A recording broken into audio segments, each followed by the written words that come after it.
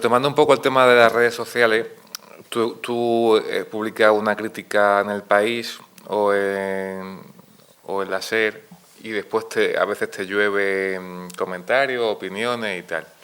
Pero ¿qué pasa cuando el que te ataca o te opina en ese mare magnum que es Twitter a veces, ¿no?, es el propio director de cine? ¿Qué ocurre cuando un director de cine muy popular, con muchos seguidores y que sale en todos los programas de prime time? Puedes decir el nombre incluso, porque me ha pasado este verano, como bien sabes. A eso me refiero. Bien. ¿Qué ocurre con eso? Porque eso es nuevo. Tú podías hacer una crítica antes en un periódico, ¿no? Es que en realidad eso es viejo, porque yo cuando no existían las redes sociales, ese mismo personaje, por ejemplo, mandó una carta cuando existían las cartas, ¿vale? Mandé una carta al director de Cinemanía por una crítica mía decimos el nombre porque además no pasa absolutamente nada, si es público todo, es Santiago Segura. Cuando yo publiqué la crítica de Torrente 2 y Santiago Segura mandó una carta al director de Cinemanía, Javier Angulo, diciendo textualmente la crítica cabrona de Ocaña. ¿Vale? Pues una forma de presión y yo pues lo sobrellevas lo mejor posible, tus jefes te tienen que defender y a mí siempre me han defendido y no son muchos los problemas. Por suerte yo no he tenido muchos problemas. En general creo que en la vida soy una persona muy calmada y en redes sociales también lo soy. Si hay por aquí seguidores de Twitter, si hay alguien que no esté de acuerdo, que diga, pues no, Javier, eres un broncas y siempre estás de broncas. Creo que no. Creo que he tenido pocas broncas en redes sociales. Cuando veo que el discurso se enquista y que no se llega a ninguna parte, pues cierro y listo. Pero ese tipo de presiones existen a veces, no muchas veces. ¿Cuántos problemas he tenido yo lo dije el otro día, lo comenté en la radio precisamente, que me preguntó Ángeles Barceló en otra sección distinta a la mía.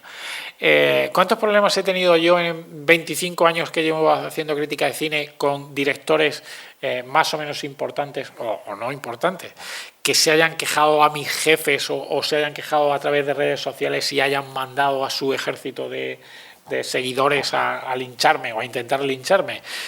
Pues muy poquitos. En realidad he tenido 10 o 12 problemas de ese tipo, problemas entre comillas, de todo tipo, desde un director importante de este país que me mandó, cuando no existía WhatsApp todavía, por mail y por SMS, por si acaso no leía el mail, también me lo mandó por SMS, el mismo texto, y era un texto muy duro en el que las 3 últimas líneas eran: espero que a partir de esta crítica tu vida vaya cuesta abajo. Era muy fuerte la frase final. Era tan fuerte que 2 años después me volvió a mandar un mail disculpándose este director. Y me dijo, llevo 2 años que cada vez que veo historias en estos cines, te veo en la tele o leo una crítica tuya, pienso que fui muy duro con aquel mail que te mandé. Bueno, pues es humano. Yo entiendo que es humano. Tengo un trabajo jodido en ese sentido, precioso, pero que al final tú estás hablando sobre el trabajo de la gente, haciéndolo público, y me parece humano que haya directores y directoras que se cabreen y que piensen que soy lo peor del mundo. Pero creo que ya con esa madurez que tenemos todos, cada uno tendría que saber dónde está cada uno, que la crítica de arte es tan antigua como el arte, que se puede hacer crítica de arte con honestidad, como espero hacerlo yo, y crítica de arte del insulto. Yo nunca he insultado a nadie, he analizado el trabajo de la gente y qué es lo que me pide mi empresa y lo que me piden los lectores. Y poco más. Con Santiago Segura, ¿qué pasó cuando hice la crítica mala de Padre no hay más que uno 3? O sea, es que además a ver, es que el concepto ya es un poco extraño, pero bueno, por si alguien no lo sabe, básicamente yo hice la crítica, puse el tuit y Santiago a mediodía o así puso algo así como ¿eres feliz, Javier? ¿Necesitas algo? No, algo así no, era exactamente así. Javier, ¿eres feliz? ¿Necesitas algo? Es esa San Benito que siempre le gusta, por ejemplo, Santiago y alguna otra gente, no pasa nada, porque hay muchos otros que opinan de ese tipo, en esa línea, que los críticos de cine somos unos amargados que estamos en nuestra habitación juzgando a la gente y que no tenemos vida. Y sí tenemos vida, yo tengo mi familia, mis hijos, me encanta mogollón de cosas, desde todo lo relacionado con la cultura, hasta jugar al fútbol que he jugado toda la vida, hasta que ya no puedo permitírmelo, a ver al Barça y soy tan razonable. Y entonces lo que yo le contesté fue algo en esa línea. Le dije, pues mira, soy lo razonablemente feliz que puede ser un padre de familia que tiene un trabajo desde hace muchos años precioso y que lo ejercita con honestidad desde hace 25 años. Entonces se armó el revuelo. Entonces se armó tanto revuelo que básicamente empezaron a llegar favoritos a mi tweet y algunos retweets, y Santiago, lo sé porque además sé que he recibido llamadas de alguna gente diciéndole, Santiago, ¿pero por qué haces estas cosas? Pues acabó retirando el tweet y quitó el tweet. Bueno, pues por ahí, entonces yo hice un tweet diciendo, bueno, al menos ha quitado el tweet y bueno, rifirrafes que a mí de verdad que no me gustan nada. Es que me acuerdo, es que estaba en la piscina, una de las piscinas públicas de Madrid, la piscina de Canal, con mi hijo bañándome y viendo un poco lo que decía Santiago Segura. De verdad que no tengo ninguna necesidad de eso. Yo estoy más contento bañándome con mi hijo, no con estas cosas. ¿Qué es lo que debería hacer él? Que es millonario y además que se lo ha ganado. Se lo ha ganado porque tiene el secreto del éxito. El secreto del éxito que no tiene nadie lo tiene él. Y me parece fenomenal. Pero él tiene que respetar que haya gente, críticos de cine o espectadores, que no les gusten sus películas y lo digan. ¿Qué es lo que tendría que hacer él? Ser feliz con sus hijas, que son sus actrices. Pero bueno, no nos centremos demasiado en Santiago Segura porque también me parece... no me gusta, sinceramente. Pero básicamente he tenido problemas de esos, algunos, de vez en cuando. Han ido a esperarme a la salida del teatro para decirme, eres Javier Ocaña, ¿no? Nos mataste la película, me dijo uno. ¿Y qué dices? Un domingo por la noche que acaba de salir tú solo de una obra de teatro y te dicen eso. Es que es difícil, es difícil. Entonces se lo intentas razonar porque soy al final una persona más o menos educada en ese sentido, porque yo le podría haber dicho, macho, que es domingo por la noche, estoy en el teatro, ¿por qué te tengo que...? Pero no, me puse a hablar con él y cuando ya el diálogo no llegaba a ninguna parte, digo, mira, aquí lo dejamos y me voy a mi casa y ya está. En fin, parto de que es una situación muy humana, ¿vale? Y que es difícil, pero que yo creo que cada uno es profesional de lo suyo y debería saber dónde debe estar cada uno.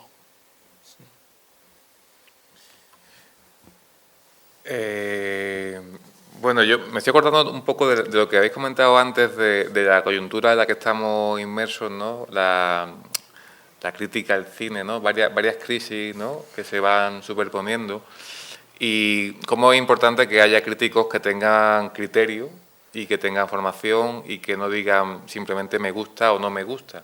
Sin embargo, me ha venido un poco a la memoria que uno de los críticos quizás más conocidos de este país, que escribe en el mismo periódico Carlos, que tú, Bolleros, ha dejado abandonada un poco la crítica con criterio y se ha pasado, digamos, al bando de me aburrí mucho. Al lado oscuro. Al lado oscuro, e incluso le han hecho un documental. O sea, quiero decir que, por un lado, reivindicamos esa crítica con criterio y profesionalizada, y por otro lado, el crítico que quizás sea más conocido en el país, no en el periódico. Es el único conocido, en realidad. Conocido bueno, el más popular. El más popular, sin más duda, popular, sin o el duda. único popular. Los demás, pues tenemos un nombre para la gente que es muy cinéfila. Pero el único que se conoce, además, es el único que... es el único verdaderamente profesional de la crítica cinematográfica. El único. Luis Martínez es el otro que casi se puede parecer, porque Luis Martínez está en plantilla del Mundo, digamos, pero tiene que hacer más cosas aparte de la crítica de cine. Boyero es el único que cobra por hacer crítica de cine, solo por hacer crítica de cine, y eso le llega holgadamente, porque además cobra muchísimo dinero. Me parece bien si eso, como lo de los futbolistas, como Cristiano Ronaldo, si eso lo genera, pues me parece bien. Yo ahí no me meto. Pero es el único. Todos los demás tenemos que tener 10.000 trabajos. Pues desde Carlos Marañón, que tiene que dirigir una revista, hacer crítica y hablar de fútbol en la SER y de esto y lo otro, a yo que tengo que hacer la crítica del país y dar mis clases de cine y ir a sitios a universidades. Pues, ¿cuál es el secreto del éxito de Carlos Boyero? Yo creo que si habéis visto el documental de TCM, yo creo que más o menos se aborda bien. Carlos tiene determinados aspectos de imagen y del personaje que es en todos los sentidos, que tiene mucho éxito y me parece fenomenal. A mí, como las críticas que hace, pues evidentemente no me gustan porque son lo contrario de lo que yo creo que es la crítica de cine, pero me parece fenomenal y yo con Carlos tengo una relación cordial, en el sentido de, cuando nos vemos nos saludamos, es fenomenal y nos hemos saludado siempre, y yo a Carlos Boyero y a la generación de Carlos Boyero, formada por Carlos Boyero, Carlos Heredero, Antonio Gasset, Ángel Fernández Santos, yo entro en el país porque Ángel Fernández Santos estaba enfermo con un cáncer y me llaman a mí para ir sustituyendo a Ángel Fernández Santos, no sustituyendo porque no es un sustituto, sino para ir acompañando a Mirito Torrero, que era el otro crítico de entonces del país. Yo a ellos tengo que agradecerle a todos ellos, que cuando yo era un chavalín y tenía 26 o 27 años y entonces no iba nadie a festivales internacionales, iba El Mundo, el ABC, el Diario 16, Radio Nacional de España, que era José Ramón Rey, y muy poquito más, y La Vanguardia, y muy poquito más. Cuando yo iba por Cinemanía al Festival de Cannes o al Festival de Venecia, pues ellos me adoptaron un poco como el chavalín que viene aquí y me iba con ellos. Y joder, que ya podrían haber dicho, mira, el nene este que... ¿vale? Entonces, yo siempre se lo voy a agradecer. Pero es cierto que el secreto del éxito de Carlos Boyero, pues hay gente que lo sigue defendiendo y me parece fenomenal. Con lo que no tengo tan claro es que si realmente lo leen mucho más que los demás. Eso ya no lo tengo tan claro. Eso habría que preguntarlo en el periódico y ver si eso es así. Si es así, pues fenomenal. Y si no es así, pues cada uno que apechugue con sus decisiones. Javier Ocaña, cinéfilo. Venga, yo sé que en el libro hay recogidas, porque lo pones, tus películas que has visto con tu hijo, que son algunas de tus películas favoritas. Cuéntanos algunas de ellas. Háblanos de algunas de esas cinefilias, esas descubiertas en esos años de descubrimiento, de decir, esta es la que, o estas son. ¿Dices del libro o de lo mío? En general, de lo tuyo. Por ejemplo, tu correo. A ver, yo en mi correo va por ahí, por ejemplo. Bueno, el que se ha mandado un correo por aquí a alguna persona ahí conmigo, mi correo es coronelblimp@hotmail.com. Vida y muerte del coronel Blimp es una película de mis directores desconocidos favoritos, que son Michael Powell y Emery Pressburger, directores británicos que hicieron maravillosas obras maestras, principalmente en los años 40, A vida o muerte, Vida y muerte del coronel Blimp, Narciso Negro, Las zapatillas rojas. Y Powell acabó haciendo en los 60 una película maravillosa y terrible, como El fotógrafo del pánico. Pues son esos directores que descubres poco a poco, cuando ya eres más mayorcito y yo recuerdo que creo que la primera película que vi de ellos fue Narciso Negro y a partir de Narciso Negro empecé a buscar, que es algo, un concepto que comentamos antes de empezar, comencé que es lo que yo hago, a tirar del hilo, que es el concepto que yo les recomiendo a mis alumnos y a mis alumnas. Tirar del hilo es muy fácil. O sea, si tú ves una película de unos directores apasionantes y que no conocías, ir tirando del hilo, ir viendo determinadas cosas relacionadas con eso. ¿De dónde salen estos tipos? O cuando ves la primera comedia de la Ealing, ves el Quinteto de la Muerte. A ver, el Quinteto de la Muerte, ¿por qué sale el Quinteto? Que es normalmente la primera que ves. ¿Qué es esto de las comedias de la Ealing? Voy a ver comedias de la Ealing. Pues ese tipo de cosas así. Entonces se trata de, como en el arte, tú ves una pintura de un artista, sea el que sea, de un movimiento, sea el que sea, y empiezas a tirar del hilo, o una obra de teatro, o el arte en general, o una novela.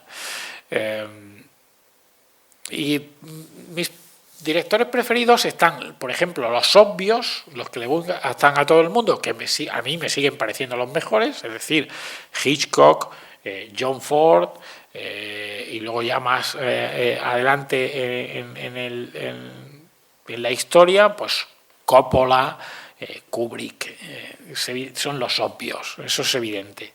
Y luego están los menos obvios, donde está Powell y Pressburger, donde está otro británico que se llama Nicholas Roche, que es el director de El hombre que cayó a la tierra, de Amenaza en la sombra, de Performance, de Walkabout. Directores que, a ver, es que yo me acuerdo cuando yo descubrí a Nicholas Roche y empezaba el DVD, creo yo, más o menos. Todavía en vídeo, porque yo tengo películas en VHS. Cuando en mis primeros viajes a Londres, con mis primeros sueldos en Cinemanía, me iba un fin de semana a Londres y me compraba VHS. Y tengo VHS comprados en Londres, sin subtítulos, de Powell y Pressburger, de Nicholas Roche, de Kurosawa, cuando Kurosawa no estaba editado en España, y me compraba DVDs con subtítulos en inglés allí en Londres. Kurosawa, por ejemplo, fue uno de mis directores de los que, con esa cosa de tirar del hilo, yo tenía un diccionario de directores que me compré siendo muy jovencito y donde salían todas las películas de cada uno de los directores. Y yo me dedicaba a, cuando me compraba la película, la grababa, o cuando ya más tarde me la bajaba en internet, cuando pirateaba cosas que no estaban editadas en España, le hacía una rayita al lado. Y me acuerdo cuando terminé la filmografía entera de Kurosawa, las 28 o 29 películas que tiene, y pensé, pues se me ha acabado Kurosawa, macho. Ya no puedo ver ninguna película de Kurosawa más, las he visto las 29 o 28 que tiene. Pero esto no se acaba nunca, que es un poco lo que hablábamos antes. Y cuando se acaba con las 28 de Kurosawa, pues intentas ver todas las de Ozu, o todas las de Mizoguchi, o todas las de Mikio Naruse, y esto no se acaba nunca. No se acaba nunca. Entonces, por ahí va un poco los tiros. Ya he dicho algunos de mis directores preferidos y algunas de mis películas preferidas, las películas que yo digo que me calman por la noche. Hay veces que necesito ver una película de esas que me calman, de un día difícil, y ahí siempre entra, pues entra desde John Ford hasta Gregory LaCava, que es un director de screwball comedies maravillosas, al servicio de las damas, damas del teatro. Por ahí van un poco los tiros. ¿Y tu director preferido vivo? Esa es fácil, y creo que lo he dicho bastantes veces. Mi director preferido vivo es Paul Thomas Anderson, el director de Magnolia. Es que siempre me dicen, ¿y cuál es la película de Paul Thomas Anderson que más me gusta? Pues hoy te diría que Pozos de Ambición, pero mañana te podría decir que The Master, o que El Hilo Invisible, o que Magnolia. Creo que es el que tiene más talento y más maestría para hacer lo que se llama cine, es decir, escribir con imágenes. Él escribe con imágenes, lo que no quiere decir que sus textos no sean buenísimos, y me parece el mejor ahora mismo vivo. Hay vivos que han hecho maravilloso cine y que creo que ahora están haciendo un cine que me interesa algo menos, como Scorsese o como Spielberg, en principio. Spielberg nunca fue de mis favoritos, sinceramente. Mis películas favoritas de Spielberg no son La lista de Schindler y todas estas maduras, sino mis películas preferidas de Spielberg son E.T. y Encuentros en la tercera fase. Lo digo muy sinceramente. Pero de los vivos, por suerte, no solo Paul Thomas Anderson, lo digo aquí ya porque antes lo he dicho, por ejemplo, ese segundo libro que me ofreció Oriol Alcorta, el director editorial, era sobre una serie de directores americanos en los que no se fija casi nadie o se fija poca gente y que yo me venía fijando. Uno de ellos estrena la película la semana que viene, no, la otra es James Gray, el director de Two Lovers y el director de Little Odessa y montones de películas buenísimas, y se refería a hacer un libro sobre ese tipo de directores, entre los que estaba James Gray, estaba Bennett Miller, que es otro que no conoce demasiado la gente, que es el director de Capote, de Moneyball, de Foxcatcher, película por la que le dieron el premio al mejor director en Cannes, en un año en el que yo tuve la suerte de estar en el Festival de Cannes. Enviado por el país porque se había lesionado a Bollero, precisamente. Me sacaron del banquillo y Bollero se puso mal el tercer día o así y me mandaron para allá corriendo. Bueno, pues cosas bonitas que vives alrededor del cine. ¿Y director español, aparte de Santiago Segura? ¿Un director español favorito? Yo creo que es un momento para decir también que yo a Santiago Segura le he hecho buenas críticas a películas suyas y tiene películas que me gustan suyas. Me gusta Torrente 1 y le he hecho alguna buena crítica en medio de esas críticas malas que he hecho. Es decir, tengo la suficiente... Es que ni siquiera se puede presumir de esto, es que va con el lote. O sea, soy lo suficientemente honesto a que Santiago Segura me ha intentado echar a los leones y si el año que viene una película suya me gusta, pues es que lo diré, no pasa nada. Además, es que me parece alucinante lo que ha conseguido Santiago Segura y me parece súper necesario para la industria que haya un tipo tan popular como él, que haga cine popular y que llegue a tanta gente. Me parece fenomenal. Directores españoles que me encantan. Bueno, yo creo que se está haciendo un cine muy diverso y es un muy buen año.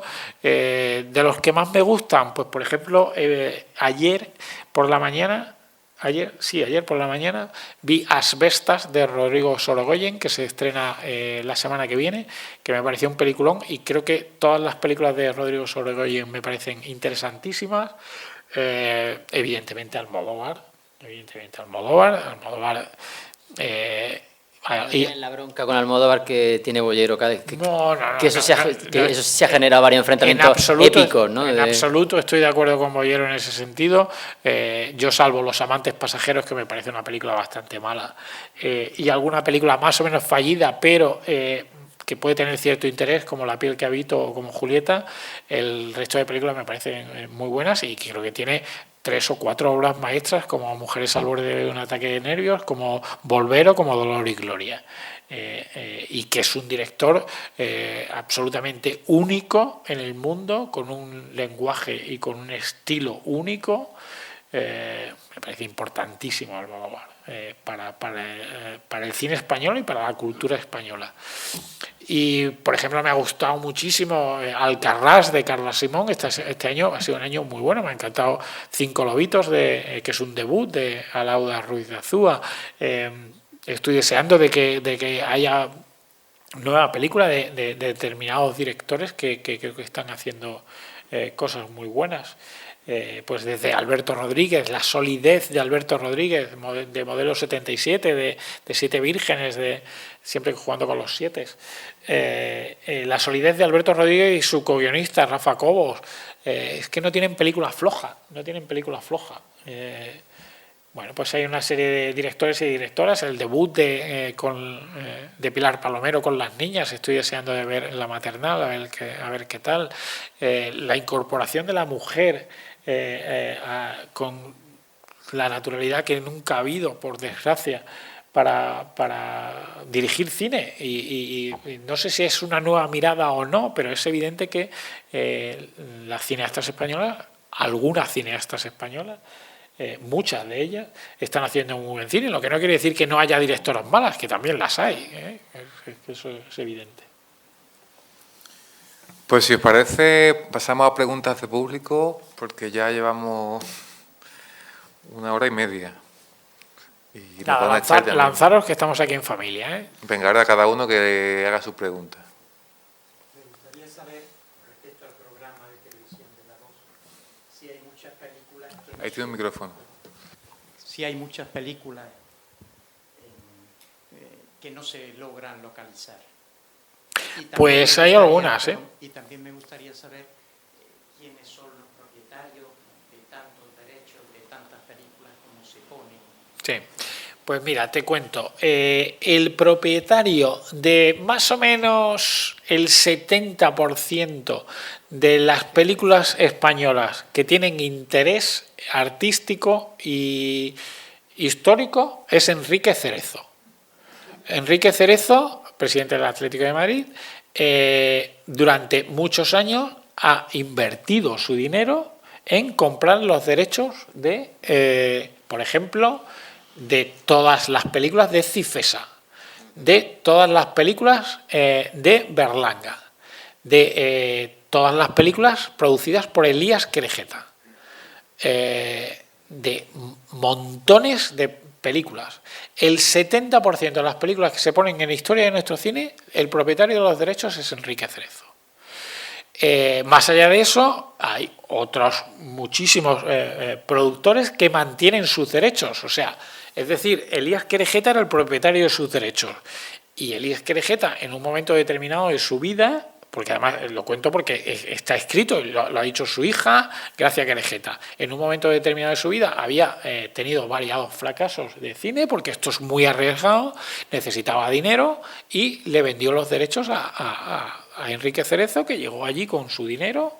Está publicado la cantidad, no lo voy a decir porque la voy a fallar, pero está publicada la cantidad en una entrevista con Gracia Querejeta, en una entrevista con El País Semanal. O sea, igual se puede encontrar y todo. Pues Cerezo, que tiene dinero, si yo tuviera dinero igual compraba yo los derechos, pero yo no tengo dinero. Entonces, más allá de Cerezo, pues hay productores que mantienen sus derechos para sí mismos, pero no tienen, a lo mejor, no tienen buenas copias. Y para hacer una buena copia ahora, para poder emitir en televisión, hace falta dinero.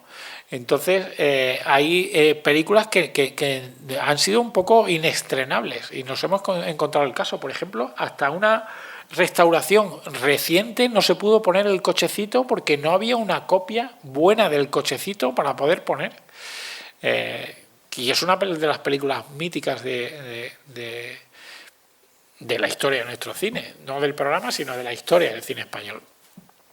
Y ha habido casos de películas que se han contratado, que ha llegado la copia, es la copia que ha mandado el productor para ponerse, y que luego hay un departamento en Televisión Española, que es el departamento de calidad, no sé cómo se llama exactamente, que ha dicho que eso era inviable y no se ha puesto. Y se han puesto algunas con el sonido de aquella manera y todo esto, pero por ahí va el tema. Y además se da la circunstancia bastante triste que hay determinadas películas de los años 70 e incluso 80 que se conservan muy mal, y que me acuerdo, por ejemplo, la emisión de Todo es mentira de Álvaro Fernández Armero, que apenas se oía y era una copia malísima. Con el cabreo de Álvaro Fernández Armero, que es el director, pero no el propietario de los derechos. Bueno, pues esos casos se han dado. ¿Y hay películas que no se encuentran? Hay películas completamente desaparecidas. Hay películas, por ejemplo, como el otro día me contaron Elena Sánchez y Sonia Sánchez, que es la subdirectora, de historia de nuestro cine, que cuando fuimos al coloquio de esa película de Kubala que decía antes, de Los ases buscan la paz, es una película yo creo que debe ser de Cerezo esa película, pero porque yo la vi en Flixolé. Flixolé, sabéis que es la plataforma que tiene Cerezo, es como Netflix, pero de cine español, con todas esas películas que ha comprado Cerezo siempre, y tiene una plataforma, y luego aparte tiene un canal que se llama Somos, que está en algunas de las grandes plataformas. En Movistar por lo menos está, no sé si estará en alguna más.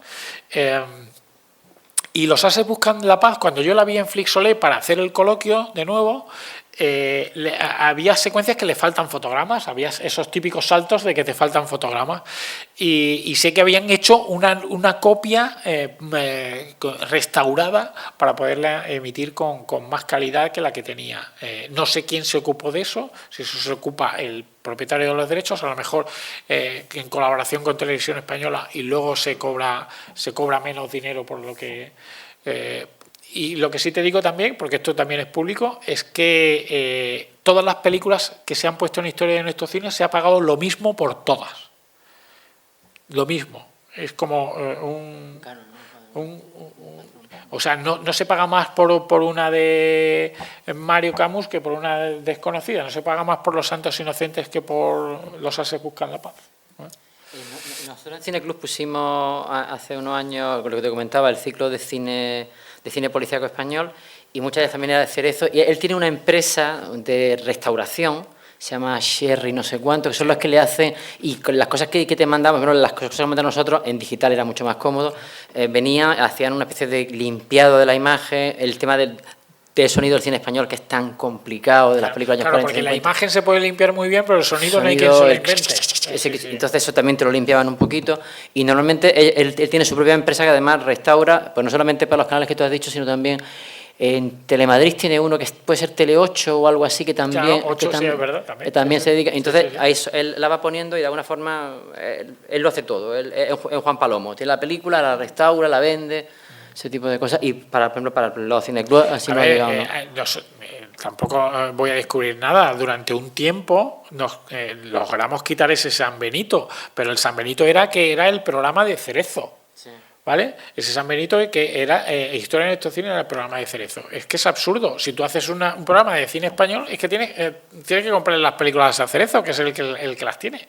Si es que no, el que las tiene, el que tiene buenísima parte de ellas. En fin, me ha encantado la exposición suya y la de todos.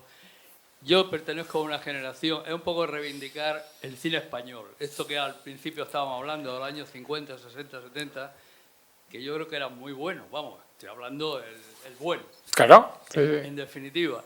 Yo pertenezco a esa generación que a mí creo que nos formó y nos educó el cine.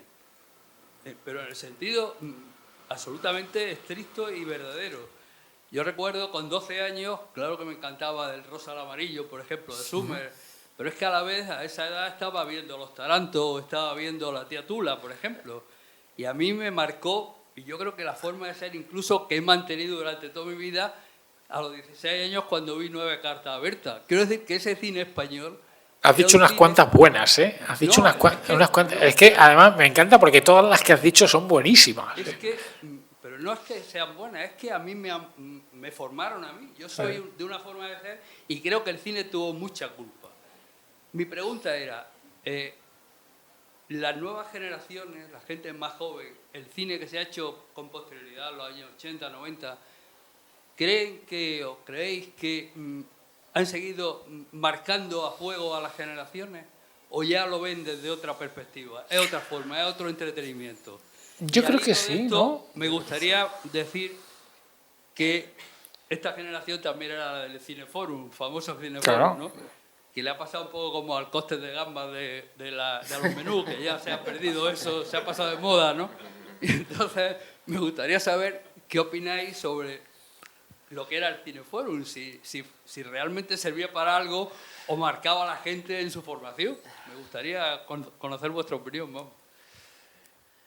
A ver, yo te hablo yo por la parte de Cine Club, ¿no? Porque el Cine Club era muy de Cineforum, ¿no? Los Cine Club eran muy de Cineforum. Claro, es que dependía, a ver, Cineforum dependía de cómo se intentara conducir, ¿no? O si quieres te respondo primero a la primera pregunta. Yo creo que sí, que todas las generaciones están marcadas por las películas que han visto y marcan, lo mismo que a la nuestra o a la mía, a la tuya, a la de los anteriores, la ha ido marcando las diferentes películas y a las nuevas generaciones también vienen marcando. Cómo cada uno conduce eso, qué es lo que quiere ser, eso ahí ya es lo que cada uno elige de las películas, ¿no? Si lees el libro de Javier, por ejemplo, hay muchas de las películas que son películas de cine clásico y de alguna forma lanzan unos valores no conservadores, sino de una forma de entender la vida que resulta muy interesante, ¿no? Yo me encuentro muchas veces en los cursos de cine con que algunos de mis alumnos, gente joven, quieren ser Joker.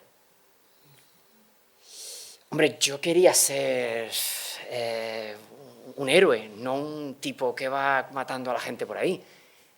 Eso significa que no, pero cada uno tira para donde quiere, ¿no? Yo creo que el cine sigue marcando. El tema de los cineforum es que dependía de cómo te lo condujeran. Muchos de esos cineforum estaban conducidos, y yo creo que todos conocemos más o menos esos cineforum, incluso gente que estáis aquí en la sala lo sabéis, muchas veces estaba el tono religioso, es decir, llevártelo a la parte de explicación religiosa y utilizar la película para un cierto adoctrinamiento. Yo recuerdo pues, lecturas de Bergman que no tenían nada que ver con la película porque era darle la vuelta por completo. Lo que ver las películas de Bergman era el silencio de Dios y Dios lo que quería era hablar con nosotros y no sé cuánto, cuando Bergman estaba contando justamente lo contrario. Creo que es útil. Yo creo que el Cineforum es útil. Yo, por ejemplo, en Cineclub nosotros ya no lo hacemos, entre otras cosas porque se prepara un material para que tú te lo leas en casa, porque también a la hora que se termina no son horas propicias para ponerte a hablar, eso quizás el cineforum mejor de las 3 de la tarde, de las 5 de la tarde, te funciona mejor. El cineforum depende de cómo lo conduzca. Yo, por ejemplo, soy reacio al cineforum entendido como una excusa para hablar de otra cosa. Si hace un cineforum, se habla de cine.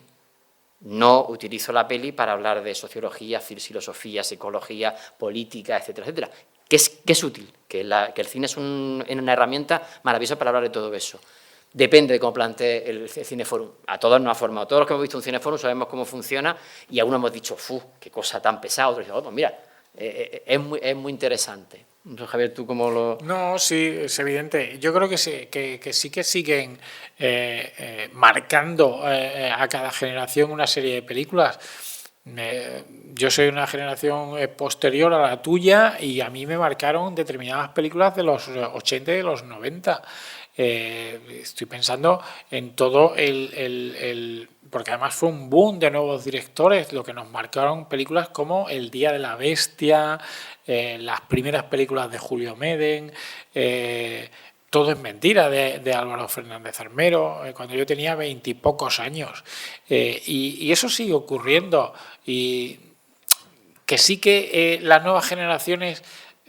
Es que yo tampoco soy el tipo de persona que siempre piensa que lo pasado fue mejor. No me gustaría caer en ese punto un poco rancio, porque creo que no es cierto.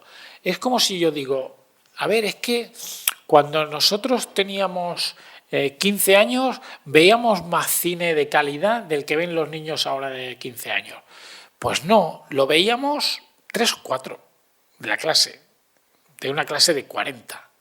Pero ¿cuántos de una clase de 40, que éramos muchísimos entonces en mi colegio, por ejemplo, que éramos 40, cuántos luego cuando llegamos a tercero de UP o a COU, es decir, los cursos anteriores a la universidad, cuántos leíamos todas las noches? Ahora dice, es que los chicos no leen. Es que antes tampoco. Leíamos unos cuantos. Veíamos cine unos cuantos. Y no pasa nada. Cada uno puede hacer con su vida lo que quiera. Pero no soy del tipo de persona que piensa que... a ver, ahora yo he tenido alumnos, y a ti te habrá pasado, Juan de también, y lo comentábamos antes también, llegan. Yo en mis clases tengo muchísimos alumnos. Y los hay que han visto muy poquito, pero los hay que han visto muchísimo, pero muchísimo de toda la historia del cine, y que además son muy cultos y que además tienen mucha iniciativa y tienen ganas de seguir aprendiendo. Entonces, esa cosa de las nuevas generaciones no son como las anteriores y todo eso, yo intento huir un poco de eso. Y en ese sentido también te digo que creo que el cine va a seguir marcando. Seguro que hay... A ver, lo cuento un poco en el libro. Yo fui a ver Las niñas con mi hija, Las niñas de Pilar Palomero, en medio de la pandemia, con mascarilla, fuimos los dos. Mi hija tenía más o menos la edad de las protagonistas y es una película que le encantó y que le flipó y que poco después, bueno, ya un año después o así, vino un día a decirme, porque ya, como cuento en el libro también, a partir de los 14 años se independizan un poco de ti y siguen viendo películas contigo, pero sobre todo las quieren ver con sus amigos o las quieren ver solos, ¿vale? Con ese sentido de la independencia que decíamos antes. Y vino un día a decirme que había visto 7 vírgenes de Alberto Rodríguez, que qué peliculón, que le había marcado muchísimo, que le dijera más películas de Alberto Rodríguez. Y ahora dice que su director preferido español es Alberto Rodríguez y cumplió 16 años el otro día. Pues no es lo normal, pero habrá como ella y como de esa edad, habrá en muchas casas españolas una serie de chicos y de chicas que estén formándose culturalmente también sin dejar de ser chavales, sin dejar de pillarse su primera borrachera y de fumarse su primer porro, por desgracia, ¿vale? O por suerte, no lo sé. Quiero decir que al final te tienes que tropezar y que caer y te levantas y si no haces barbaridades a los 16 años, pues las vas a hacer a los 36, que es bastante peor. Mejor hacerlo a los 16. Así que tampoco soy muy... Y con respecto al cine porno, a ver, yo es que también soy de la generación del cine porno, pero igual... Cineforum. Pensaba que era el cine porno. Digo, madre mía. Vale. No, pero es que me ha hecho gracia porque, digo, es que la generación que se ha criado con el cine porno, pues es que... Esto vamos a cortarlo esto después, ¿vale? Iba a decir, así tenemos la cabeza muchos que tenemos, ¿vale? Bueno, más preguntas. Yo estoy de acuerdo con todo lo que habéis dicho, así que venga. Muchas gracias, Javi. Gracias, Julio. La verdad que lujo haberos conocido en la vida. Desde luego, a mí las películas que me han marcado son las que vi contigo en los 90 y en los últimos años de Derecho. Nunca he visto tanta pasión. Bueno, te pregunto, ¿qué piensas de lo políticamente correcto? Me estoy acordando de la polémica aquella que hubo con lo que el viento se llevó, si se censuraba, si no, que se descargó más que nunca. Se ponen cartelitos, la gente deben verse este tipo de películas porque reflejan su tiempo. ¿Disney ahora o Disney con la sirenita negra? No la de antes. Como cuento un poco en el libro, huyo un poco de esa excesiva corrección política, aunque no estoy en contra en absoluto no estoy en contra de cierta llamada de atención o de un cartelito, mientras sea un cartelito y no sea quitar escenas o no sea quitar una película completa de una determinada plataforma, cada uno tiene sus derechos, ha invertido su dinero y vende su película como le da la gana. Pero vamos, estoy totalmente a favor de ver lo que el viento se llevó y películas de ese tipo. Analizo en el libro variadas películas que hoy podrían ser muy políticamente incorrectas, como son las aventuras coloniales, tipo Bogueste, tipo Gungadin e incluso El hombre que pudo reinar. Películas de ese tipo se supone que colonialistas y que son maravillosas películas de aventuras que simplemente se trata de explicar a quien lo está viendo en un determinado momento, yo con mis hijos, cuál es el contexto, por qué antes se pintaba al personaje de un gadín que es un indio, pues no lo hace un indio y lo hacen con maquillaje y ahora pues eso está mal visto y me parece fenomenal que haya cambiado esto. Pero eso no quita que no siga siendo una película maravillosa, o sea que es evidente. Yo soy muy incorrecto políticamente en ese sentido, tanto en mi vida personal como en la educación de mis hijos, aunque yo luego se lo explique.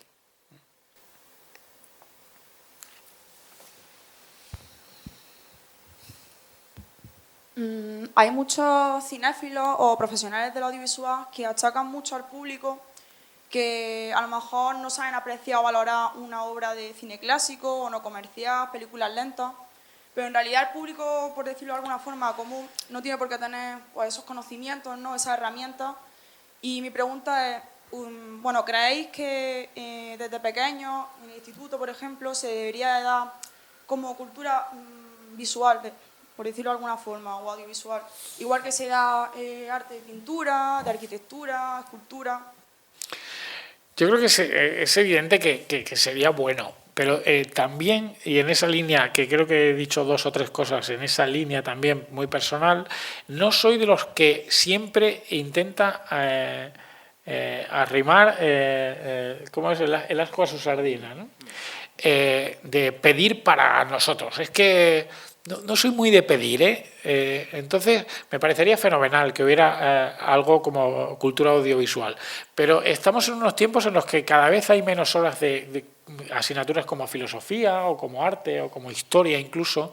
Entonces, creo que me parecen más importantes esas 3 que acabo de decir que el cine en particular. Pero creo que sí que es cierto, y yo lo he practicado con mis hijos.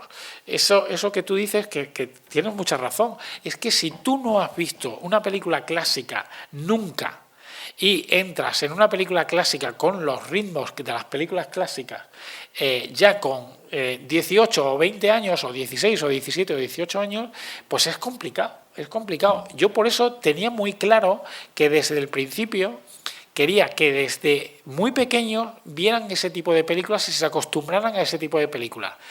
E intenté durante años que no vieran demasiado del supervértigo contemporáneo. Porque si empiezas a ver las del supervértigo contemporáneo, luego es muy complicado volver atrás. Es una especie de cultura audiovisual en pequeñito en un salón de casa, en una casa familiar. Pero es normal que haya chicos y chicas que piensen que son ritmos a los que ya no están acostumbrados. Pero como todo en la vida, se trata de empezar a disfrutar de determinadas cosas de esas películas hasta que tú cojas el ritmo, simplemente. Y al final se coge. Es como cuando ves la primera película en versión original con subtítulos. La primera vez que la ves, estás un poco como mareado, ¿no? No sé dónde mirar. Y luego lo haces con total naturalidad. Cuando ha pasado 20 minutos ya no te das ni cuenta ni que es en versión original subtitulada. Pues es un poco eso. Y es un poco eso, educación audiovisual en realidad. Yo creo que sí, que sería bueno, pero te estoy viendo con Javier, no que sea como una cosa obsesiva, de tiene que ser porque sí. En Francia se ha hecho desde hace muchísimos años y eso yo creo que marca una diferencia, por ejemplo, en la cultura francesa, como ellos ven el cine.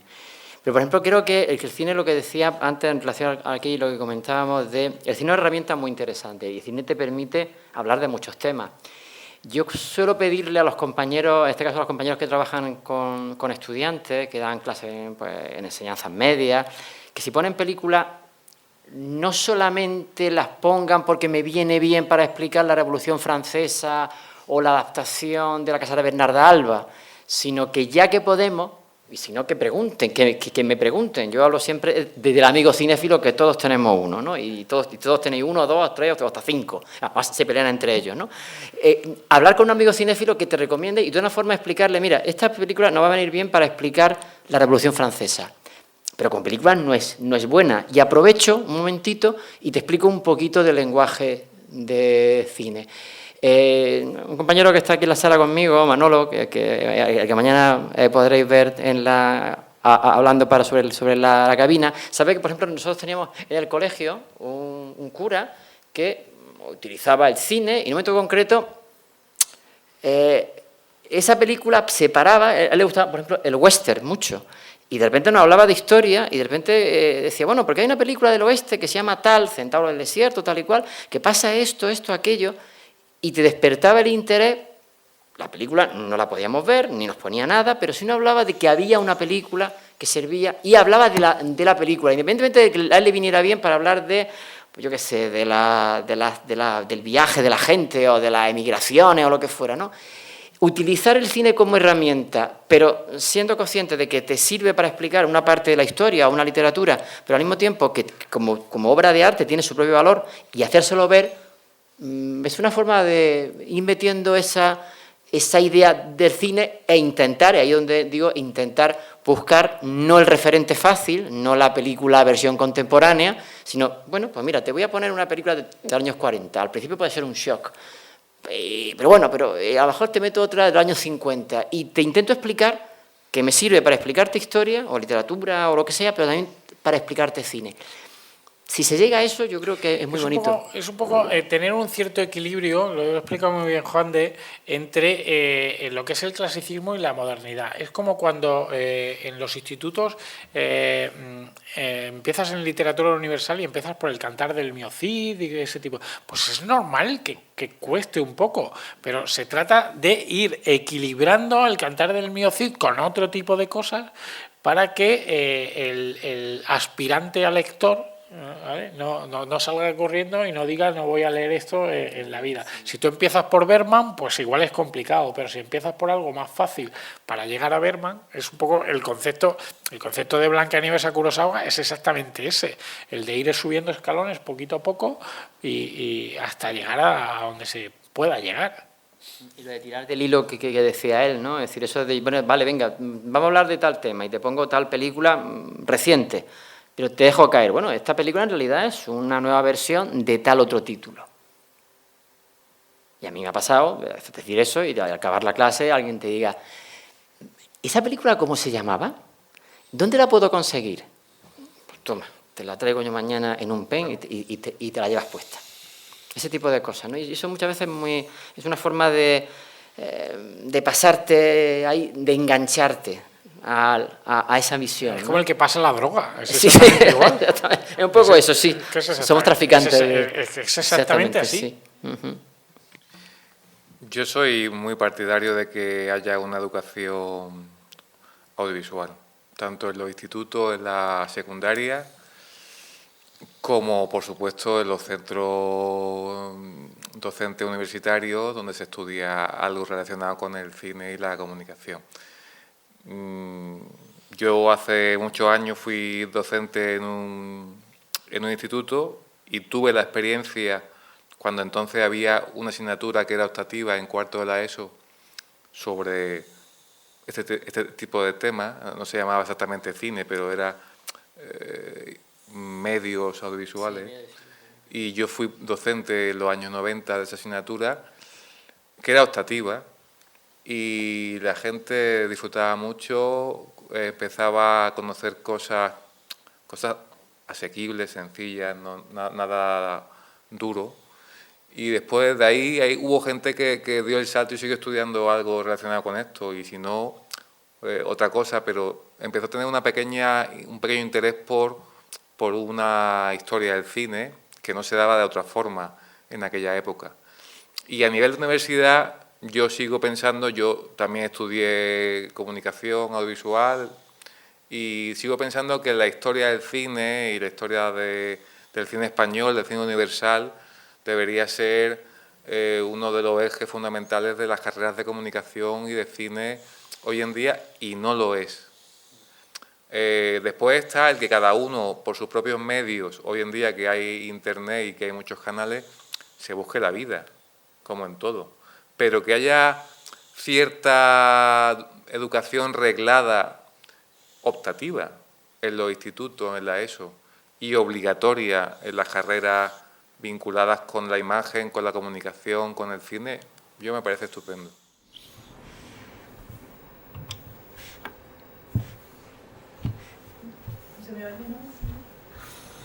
Bueno, gracias por este rato tan estupendo que estamos echando sobre el cine.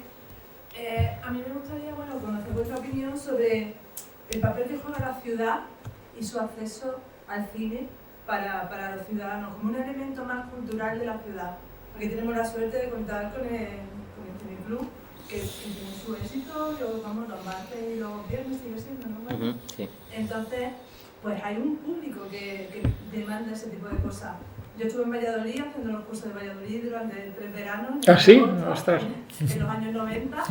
Y allí disfrutábamos muchísimo bien cine de verano, libre.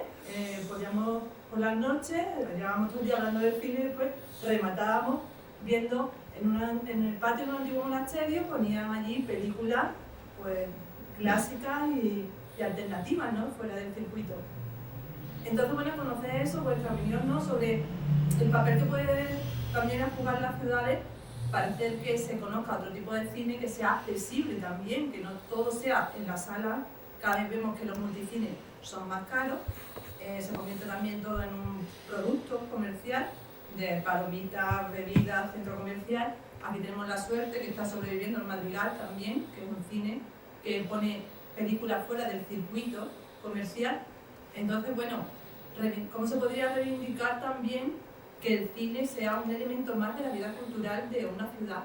Igual que lo puede ser, pues no sé, los festivales de música, los conciertos, ese tipo, ese papel, ¿no? Porque tengo muy buenos recuerdos de mi tiempo de Valladolid, del acceso.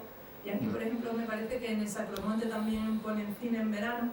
En fin, si estuviera más accesible, pues a lo mejor se creaba esa cultura de ir en familia a ver películas a esos sitios, no sé.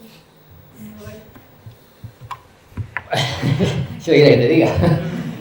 Claro, evidentemente yo creo que una pieza fundamental del nivel cultural de una ciudad, en el caso del cine, es tener la oportunidad de que la gente pueda venir a una sala a ver pues clásico, y esa es un poco la filosofía de Cineclub, es decir, que un mes tengas clásico, otros meses tengas cine mudo, otros meses tengas cine moderno, otros meses cine contemporáneo, y vaya alternando y la gente lo pueda ver en pantalla grande y lo pueda ver rodeado de otra gente y se pueda llevar a casa unos programas que se preparan y haya en internet unos cuadernos que se pueden descargar.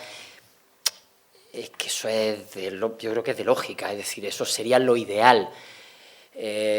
Poco a poco se va quedando Cineclub como un bastión irreductible, como lo de Asterix contra los romanos, ahí, pues es una pena porque yo creo que hace falta, eso es necesario, y si surgen pequeñas ideas, y claro, y además que es la universidad, es que encima estamos hablando de la universidad, que si la universidad no defiende eso y apuesta económicamente para que se mantenga, ¿quién lo va a poder hacer, ¿no? Bueno, pues sería lo suyo que los festivales de cine que organiza el ayuntamiento, etcétera, etcétera, ¿no? Yo creo que es fundamental.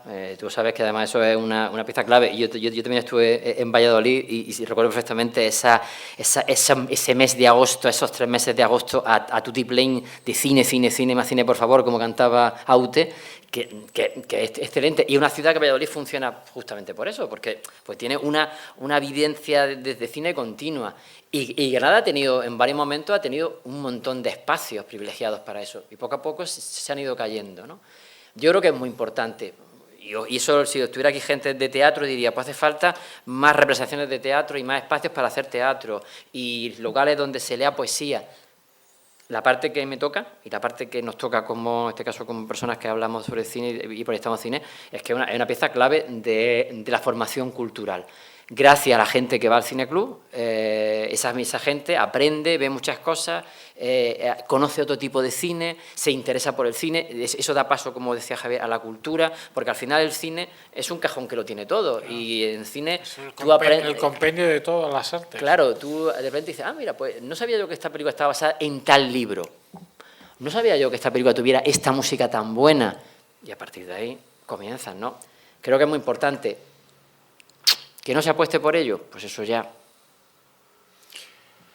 No, es evidente, o sea, te lo dice un hijo de Granada en ese sentido. O sea, yo sí,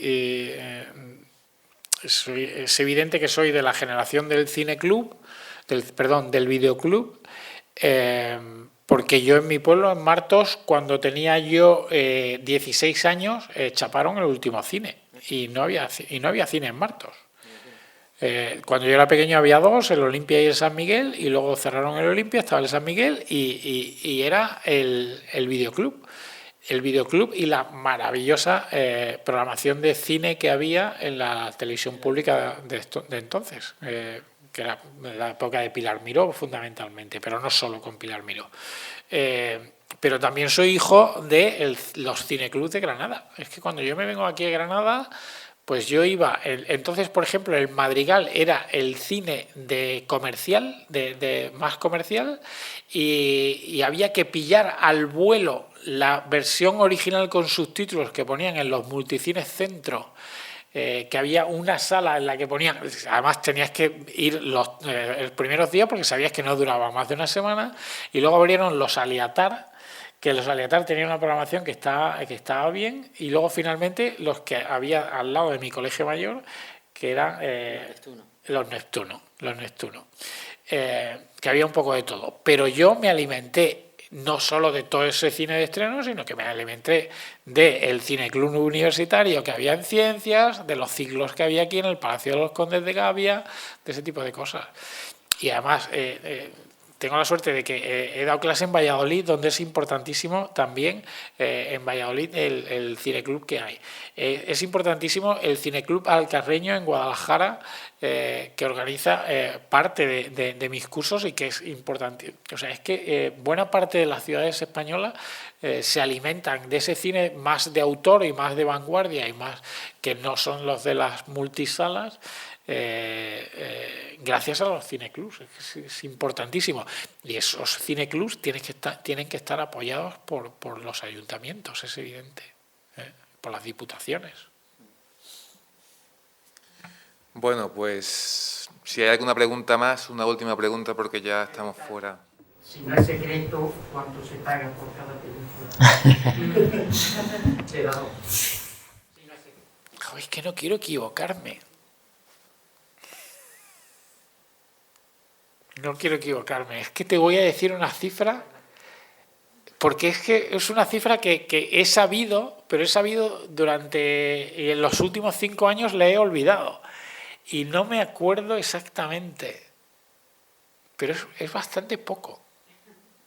No es mucho, ya te lo digo. No es mucho. Si lo intento, ahora me dejas un correo o algo así, y si te lo averiguo, te lo mando en un correo. Yo te puedo decir que creo que hemos comentado una vez en el taller que nosotros en Cineclub cada sesión cuesta, cada alquiler de película cuesta entre 300 y 350 euros masiva. Bueno, pues creo que hemos echado un par de horitas muy interesantes sobre cine.